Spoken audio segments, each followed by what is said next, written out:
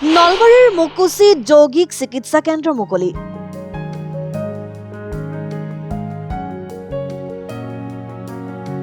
BR. Ambedkar memorial hospital and research চেণ্টাৰৰ উদ্যোগত নলবাৰী জিলাৰ বাহজানিৰ মুকুচিত শনিবাৰে এটি যৌগিক চিকিৎসা কেন্দ্ৰ মুকলি কৰা হয়। কেন্দ্ৰটো মুকলি কৰে নলবাৰী জিলা যুটীয়া স্বাস্থ্য সেৱা সঞ্চালক ডক্টৰ কৈলাশ ডেকাই।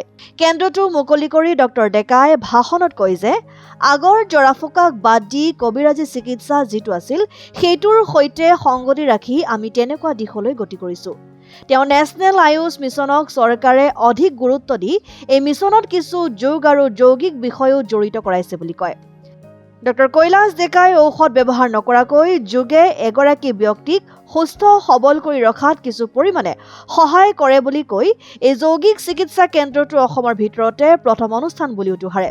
অনুষ্ঠানত উপস্থিত থাকি বি.আৰ. আম্বেদকাৰ হস্পিটেলৰ অধ্যক্ষ নবীন কলিতাই উক্ত কেন্দ্ৰত উন্নত যৌগিক চিকিৎসা পদ্ধতিৰে ৰোগীক চিকিৎসা প্ৰদান কৰাৰ লগতে ৰোগীক এমাহৰ ভিতৰত সুস্থ কৰি তোলাৰ প্ৰতিশ্ৰুতি দিয়ে। এই কেন্দ্ৰটোত বিশিষ্ট যৌগিক চিকিৎসক ৰমাকান্ত কলিতাই ৰোগীক চিকিৎসা প্ৰদান কৰিব বুলি কয়। অনুষ্ঠানত বিশিষ্ট যৌগিক চিকিৎসক ৰমাকান্ত কলিতাই যৌগিক চিকিৎসা পদ্ধতিৰ ওপৰত বক্তব্য প্ৰদান কৰে। অনুষ্ঠানত বিশিষ্ট শিক্ষাবিদ ডক্টৰ বীৰেন্দ্ৰ ডেকা, সমাজকৰ্মী দীপেন শৰ্মা, অৱসৰী শিক্ষক তৈনুৰ আলী, সাংবাদিক তপন মজুমদাৰ, স্বাস্থ্য বিভাগৰ কৰ্মচাৰী দীপু কলিতা, জয়নুৰ আলীকে ধৰি কেইবাগৰাকী বিশিষ্ট লোক উপস্থিত থাকে।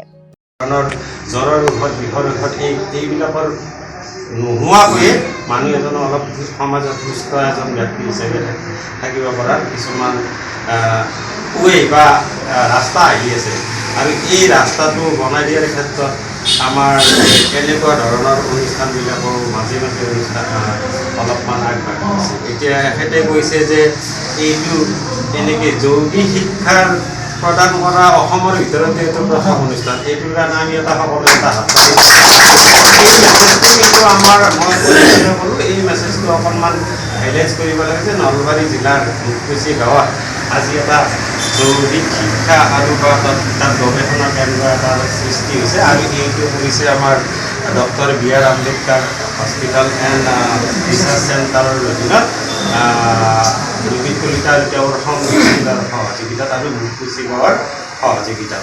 এইটো এটা আমাৰ কাৰণে ভাল খবৰ। আমিও য'ত যেনেকৈ পাৰোঁ এইটো অলপমান মেছেজ দিম আৰু ইয়াৰ পিছত আমাৰ ইয়াত যিখিনি স্থানীয় মানুহ হ'ব এই মানুহখিনিয়ে আমাৰ যাতে ইয়াত অকণমান এখেতসকলে নিশ্চয় অকণমান হ'লেও এইখন এখন হস্পিটেলেই হ'ব, এইখন এখন চিকিৎসালয় বুলিও ক'ব পাৰিব যে ইয়াত আৰু ইয়াত এটা শব্দ লিখিছে ধুনীয়াকৈ এজন ব্যক্তিয়ে যদি কিবা এটা তেনেকুৱা সমস্যাত ভুগি ইয়াত আহি এডমিশ্যন লয় বা ইয়াত কৰিব খোজে তেতিয়া এমাহৰ ভিতৰত তেওঁ কিছু পৰিমাণে মানুহজনৰ তেনেকুৱা যিটো দৈহিক দিশত হওক মানসিক দিশত হওক সেইখনত এটা পৰিৱৰ্তন লৈ পেলাই ঘৰলৈ যাব পাৰিব আৰু এইটো এটা আমাৰ কাৰণে খুব ভাল খবৰ। গতিকে এই হিচাপতে মই তেখেতক ধন্যবাদ জ্ঞাপন কৰিছোঁ আৰু মুকুচি গাঁৱৰ সদাশয় ব্যক্তিক ধন্যবাদ জ্ঞাপন কৰি news desk report Assam time.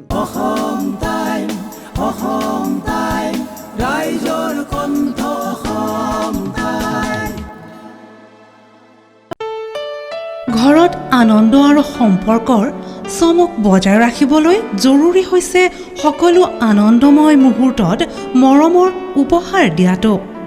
সেইবাবে মধুশ্ৰী জুৱেলাৰ্ছে আনিছে সকলো ৰঙীন ক্ষণৰ বাবে বিশেষ গহনা। হীৰাৰে হওক, সোণৰে হওক বা ৰূপৰে হওক, শ্ৰেষ্ঠ ডিজাইনছ আৰু হলমাৰ্কযুক্ত গহনাই ৰাখে সম্পৰ্কক নিখুঁত। তেনেহ'লে আজিয়ে আনক আনন্দ মধুশ্ৰী জুৱেলাৰ্ছৰ সৈতে। যোগাযোগ কৰক 7002800341 নাইবা ভিজিট কৰক LNB ৰোড, নলবাৰী, অসম।